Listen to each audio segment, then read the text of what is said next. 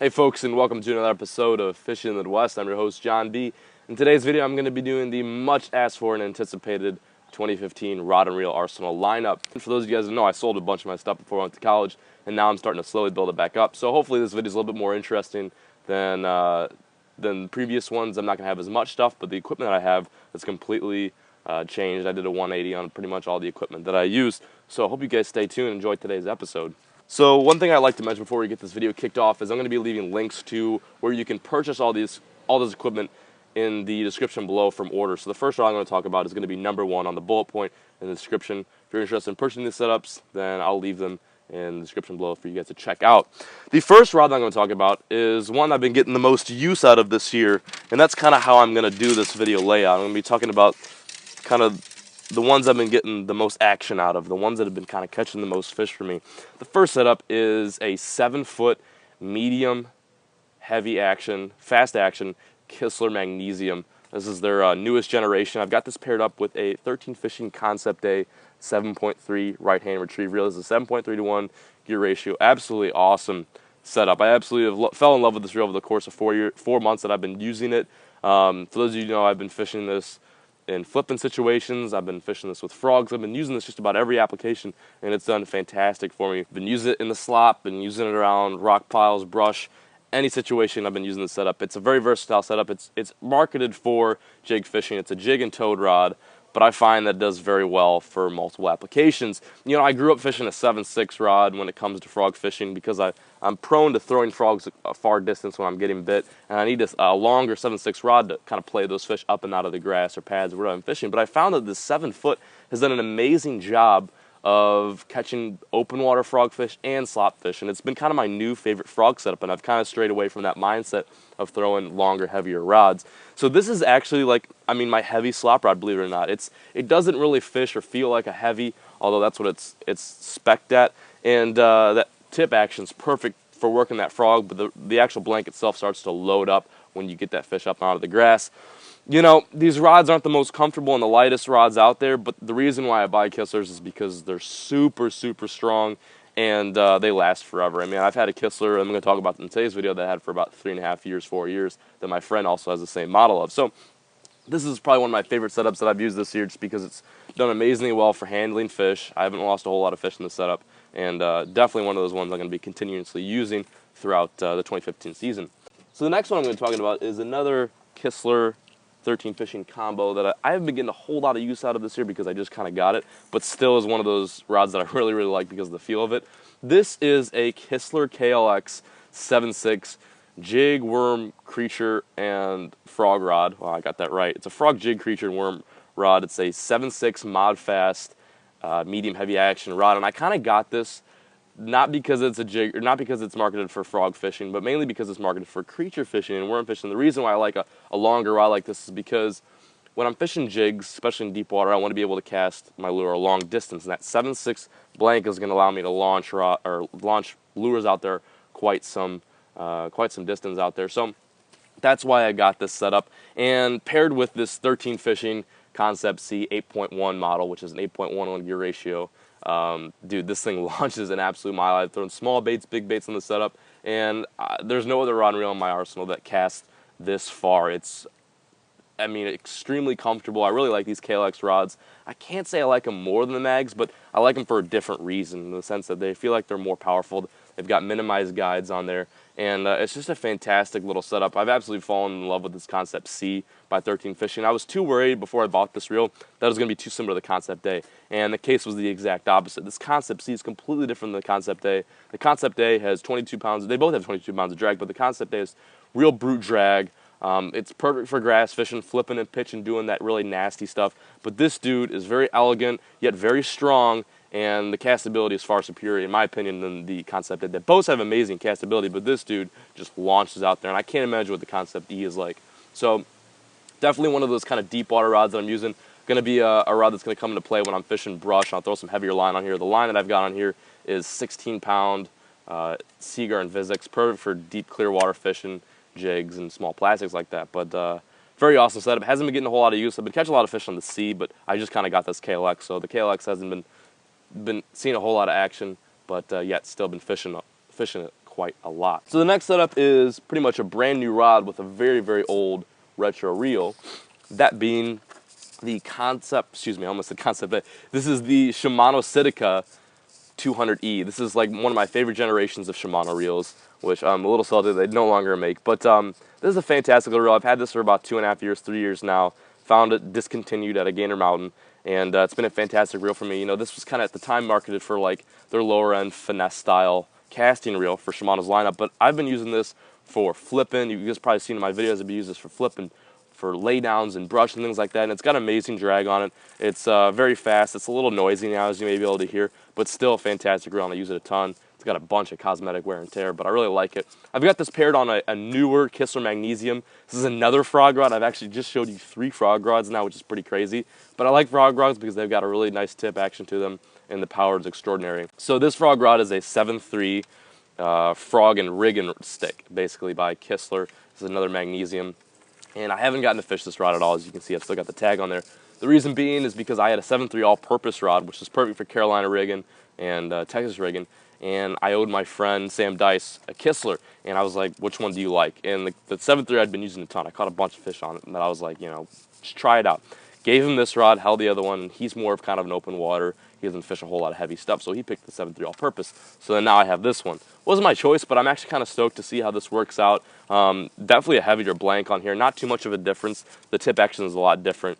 The 7.3 all-purpose had a softer tip, perfect, like I said, for Carolina fishing and kind of some deep water applications. But this is going to be an interesting stick. I think this is going to be kind of my dock rod for flipping and pitching docks and heavier brush like that. But I've got some Sunline FC, God, what is this? FC flipping fluorocarbon. This is in 22-pound test, perfect for flipping brush. I don't really take this setup in the grass, of course, too much, or at least I don't take this line in the grass too much, just because it's better for fishing around timber and submerged stuff like that. So the next dude we got right here is actually pretty uneventful, but I'm still going to mention it. This has been my cranking setup for this summer. This is actually a saltwater rod. I did a little saltwater fishing about a couple years ago, and I was up in Perdido Key fishing for sheepshead and red snapper. And I wanted kind of a lighter action rod than what normally those guys use down there, because I want to be able to play the fish and have more fun with the fish. You know, you're down there, you don't want to just winch those fish out of deep water. You kind of want to play them. So I got this Penn Allegiance medium heavy 7-foot action rod, and it's been sitting in my garage for quite some time. And I picked it up the other day, and I was like, you know, this isn't a bad cranking stick, and it's actually been pretty good for me. I've been throwing shallow cranks, deep cranks on it, and it's been able to handle just about everything with ease, which is pretty funny because of the saltwater rod. But nice little balance setup. I got a butt bouncer on here, so it's not as tip heavy. And the reel that I have on here is the pretty much most unexciting reel on earth, that being the Shimano Corrado G. Probably one of the lamest Corrados that I think they've ever came out with, to be quite honest. This is a 6.5 to 1 gear ratio. I kind of like that medium gear ratio when I'm cranking deep, although I don't have a proper gear ratio when it comes to cranking. Still something I need to look into. The line that I've got on here is 12-pound test FC, Sunline FC reaction line, perfect for deep cranking, square bills, any type of open water reaction application. Nice little setup. Like I said, I wouldn't recommend it, but if you had to make it work, it's not bad, and that's kind of what I've been doing here. I just had to make a lot of my rods and reels work this season. So the next two are kind of spinning finesse setups. I'm going to start off with the one that I've literally caught, I'd say, the majority of my fish on this season. To be honest, I believe I've caught more smallmouth on this setup than I have on any other rod that I showed you just now. This is my Paolo Inferno. You guys have heard about this a ton. This is my Paolo Inferno 7-foot medium light action rod. This is like for darter heads, drop shot fishing, small tubes and small plastics. It's got a really light lure weight on here, real light line weighting, and light rating on here, and it's a fantastic stick for drop shot fishing. That's what I normally use it for. It's very sensitive. It's got a very kind of fast tip. It's not extra fast, but it's kind of a mod fast to fast, which allows me to feel those bites before those fish feel me in deeper water. And it's been a real clutch rod. I mean, I'm not a huge fan of Powell anymore, but I can't say anything bad about this setup for the most part. I've got this paired up with kind of a reel that I bought on a whim at Cabela's a couple months ago, that being the Daiwa Legless 2500 SH. And I used to be a real Daiwa head, and I heard good things about these reels. It's like a $40 spinning reel. And dude, this reel is so nice. Fished on this Paolo Inferno. I think the whole setup is under $200. But this Daiwa Legless has a real nice line capacity on here, which I need because I'm making long casts. I'm fishing in deep water, so I need a whole lot of line. I should be fishing braid as my main line, but I for some reason really like full fluorocarbon on my setup. But Very nice setup. It's kind of a faster gear ratio too. I believe it's like a 6 point something to something. I don't know, maybe not. Maybe I just made that up. But nonetheless, fantastic setup, and I've caught a ton of smallmouth on this rod and reel here. And again, it's nothing too fancy or expensive, but it's gotten the job done for me. So the other, where'd she go? Hold on. Okay, there we go. The other spinning setup that I haven't been using too much lately, but I've used in the past, is kind of my heavier spinning setup. The rod that I throw around, that I take finesse applications to grass cover, brush, and dock fishing. This is kind of the rod that I'm using. This is a Powell Diesel. I've had this rod forever. God, this is like a 3-year-old rod. It's a Powell Diesel 610 medium heavy. Even though this sucker looks like a heavy, I mean, this is a really thick blank on here. This is not a bad rod. You know, it's not very sensitive. It's not super lightweight, but it's perfect for winching those fish out of heavy cover when I'm trying to do finesse stuff like wacky worms, weightless rigs, and things like that. This is a perfect rod to do it with. The reel that I've got on here is the slowly dying Lose Tournament Speed Spin. This is a TS 20H size or 200H size, basically like their 2000 spool size model. And I've got this paired up with some braid on there. Not a bad little rod and reel, but not extremely recommended. It's slowly dying. Like I said, the rod's fine, but the reel is slowly dying. This is kind of my beat up spinning reel. If I need to fish in grass or docks or brush, this is kind of what I'm using. So the next few setups I'm going to be talking about are ones that I haven't been using a whole lot lately, but still deserve a notable mention because I've caught just an absolute bucket load of fish off of. The one that I'm going to start off with here is probably my all-time favorite rod that I've ever fished my entire bass fishing career. That being my Powell Endurance 7.6 medium heavy frog and flipping rod. I've had this thing for about 3.5 years. It's the most versatile rod I think I've ever bought. I've used this for deep jigging, open water, heavy cover frog fishing, Carolina rigs, flipping docks, flipping brush. This rod can literally do it all.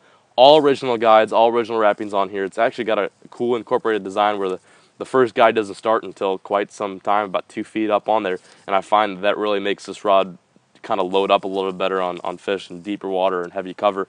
But this rod has a spot in my heart for it. I absolutely love this rod. Now feeling this after quite some time using it makes me wish I had a reel for this. But fantastic rod. Like I said, I don't fish these rods anymore mainly because they're discontinued. Powell discontinuing the Endurances.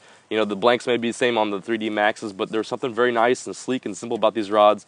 The Fuji reel seats were perfect. They're comfortable. The blanks were fantastic and strong, and the cork was perfect.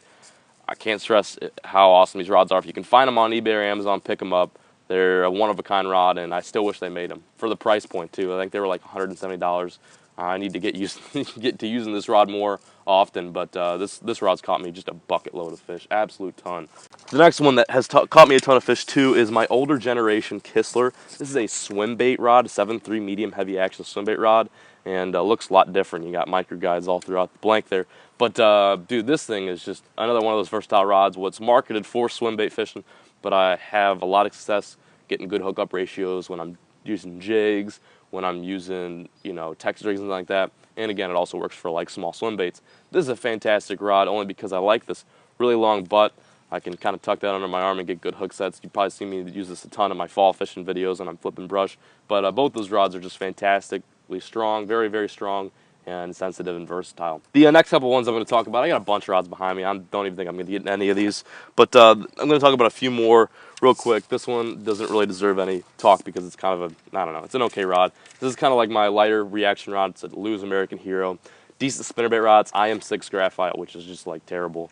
But it's inexpensive. I wanted at a tournament, so I use it from now and then. I don't like this reel seat. I hate that reel seat so much. But not a bad setup for like small spinnerbaits and things like that. But again, not my favorite one, so I'm not going to talk about him too much. Let's see what else we got here. I got a broken Powell 7.8 heavy, 7.9 heavy. This is like their Alabama rig rod. I need to get this sent in. If you guys know, do they still accept these if you have the warranty on them, even though it's an endurance? Let me know if they do, because I need to send this dude in. It's been quite some time. I broke this about like 2 years ago and just never got around to sending it in. But nice stick. It's just missing about a third of it. So that's that. Here's another nice stick that I probably have caught more smallmouth than the Paolo Inferno is, but it's also broken as well. I'm missing a little bit of a tip there, as you may be able to tell. But this is a Dobbin 7.9 Savin series. This is a fantastic rod. Absolutely loved this rod when it was in commission. Guides are all messed up. Just beat the hell. I love this rod. Let me know also if you know that they're still accepting warranties on this model too, because this is an old generation model. But a fantastic rod. to say the least. But it's broken. This dude needs a rewrap on a few guides, but it's a fantastic rod. I've been using it a ton, or I've used it a ton in the past. It's a Zombie. It's an expensive rod. I won in a contest, Bass Brigade contest, but it's a Zombie 7.3 flipping rod. It's a heavy pitching rod. This thing is the most balanced setup rod I've ever used, but it's also the heaviest one. But because it's so balanced, it feels super light. The balance point's like literally like right there. Hold on, let's see if we can find it. Well, yeah, you get the point, but it's like right around here somewhere. Hold on, let's see. Yeah, so you can see right there. Decent balance point. Very cool, sleek looking rod. I just haven't been using it too much. And that's the Zombie. I don't even know if they still make those. The last rod I'm going to talk about is one I want to mention just because how ridiculously inexpensive it is. This is a rod that I picked up at like a fishing convention because I saw a bunch of dudes walking around with it. I was like, dude, might as well just get myself one. It's a weird design. This is like the strangest reel seat I've ever seen. It's got a ridiculously long butt split grip on here, and it's a strange action. It's like it's a medium heavy, yeah, right. Medium heavy, 7 foot, extra fast action tip casting rod. But this dude was selling them for like $25 at a fishing convention. I just had to pick it up. And what I think is going on here, now that I realize this, I'm pretty sure this is a spinning Fuji reel seat, and this dude just threw the trigger on the back there to make it kind of a casting setup. It's not bad. For $25, it's gotten me a ton of use, and I've used this in a lot of my spinnerbait videos. It looks really goofy, but it fishes very well, and it's pretty durable for a $25 rod. It's called a Black Ops Guideline by Kevin Merritt. I have not been able to find this rod on the internet. I don't know if it was like illegal or something like that, but this dude was pumping out these rods. People were carrying them with arm loads at this fishing convention, and I only got to pick up like a few of the ones that were left. So I got this one, and it's not a bad spinnerbait rod and like small crank and stick, but you know, it's not an ideal bass fishing setup. Hope you guys enjoyed today's Arsenal video. I know it wasn't exciting as most dudes' Arsenal's videos on YouTube, but it's my personal arsenal, and it's growing very slowly and steadily. I'm trying to put quality equipment into my arsenal rather than just throwing a bunch of inexpensive rods and reels in there. As you can see, it's slowly making its way to that point. Again, I'd like to mention too, if you're interested in checking out any of the rods or reels that I mentioned in today's video, I will leave links to where you can purchase those in the description, so it can be quick and easy for you to pick up any of these setups if you're interested in buying one for yourself. Thanks for watching, and I'll catch you guys next time on the next episode of Fishing the Midwest.